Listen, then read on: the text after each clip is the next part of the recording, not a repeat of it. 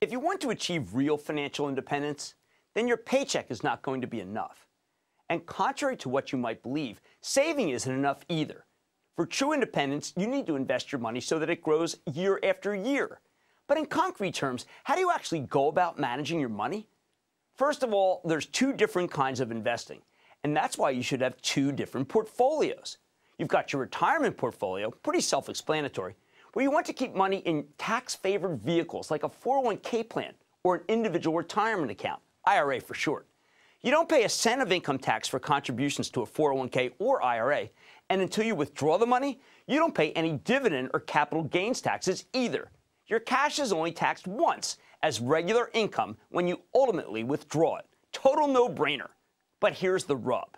If you withdraw money from a traditional 401k or IRA before you turn 59 and a half, you get hit with a major penalty.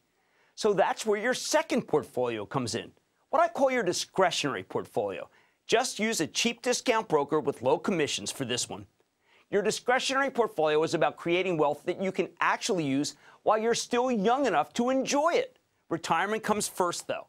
I recommend saving 10 to 15% of your income, with 2/3 of that for retirement investing.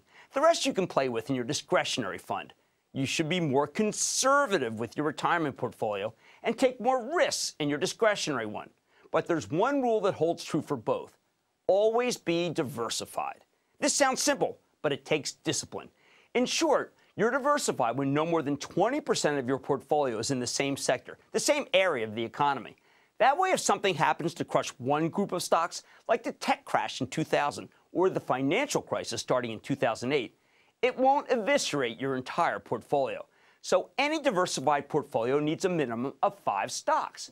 What would a diversified portfolio look like? How about one oil stock like EOG Resources, one new tech play like Google, one industrial like Honeywell, one retailer like Costco, and one healthcare stock, either a biotech like Gilead, or for a more conservative approach, a big pharmaceutical name like Merck. If you want to make it 6 stocks, throw in an entertainment company like Disney. My philosophy for beating the market is buy and homework, meaning you need to keep up with the companies you own. Most importantly, read the SEC filings, especially the annual report, and listen to the quarterly conference calls, both of which you can do on the internet. If you don't have the time to research individual stocks, stick with a low-cost index fund that mirrors the S&P 500. Bottom line, don't just save, invest. And remember, always stay diversified, both in your tax-favored retirement portfolio and in your discretionary account.